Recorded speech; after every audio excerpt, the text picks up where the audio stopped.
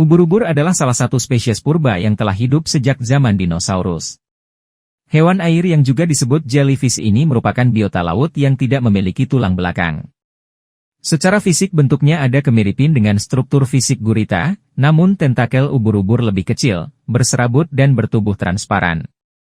Karakteristik morfologi inilah yang membuat binatang dari kelas Scyphozoa ini terlihat begitu indah. Akan tetapi di balik keindahan tersebut juga ada bahaya yang bisa ditimbulkan. Ubur-ubur memiliki kemampuan menyengat yang membahayakan manusia bahkan dapat berujung kematian.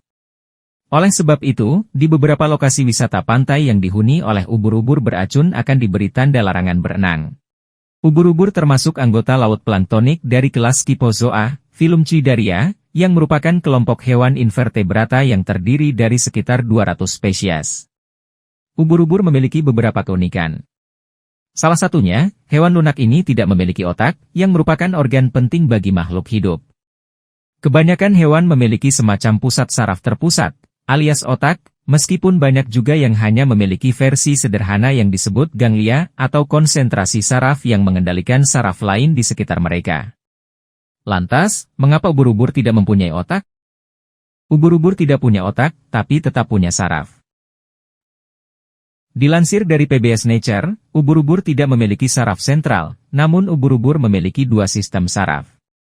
Ubur-ubur mempunyai jaring saraf besar yang mengontrol kemampuan renang dan jaring saraf kecil yang mengontrol semua perilaku lainnya.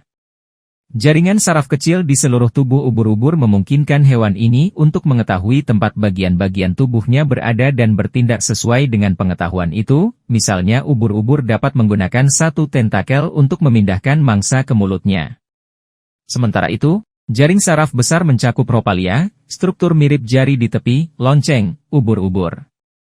Ini mengandung kristal yang membuat ubur-ubur dapat merasakan gerak naik turun dan bintik pigmen kecil yang mungkin membuat ubur-ubur merasakan cahaya, bahan kimia, atau kombinasi keduanya.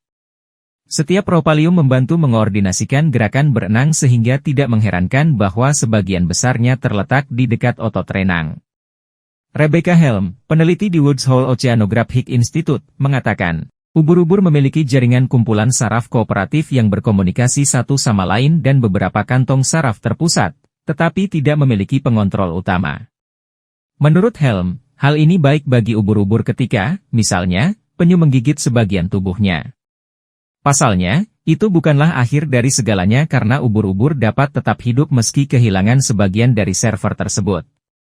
Sejauh ini, para ilmuwan hanya bisa berspekulasi mengapa ubur-ubur tidak berevolusi mempunyai pusat saraf atau otak. Hel menjelaskan, nenek moyang ubur-ubur bercabang ke satu sisi pohon kehidupan, jadi mungkin saja evolusi sistem saraf terpusat terjadi sejak awal di cabang tempat manusia berada, namun ubur-ubur tidak termasuk di dalamnya. Meski demikian, sistem saraf sederhana yang dimiliki ubur-ubur telah membantu hewan ini untuk bertahan hidup dengan baik, kata Helm.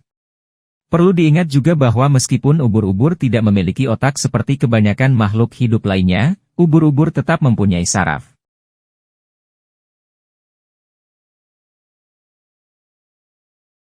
Terima kasih sudah menonton.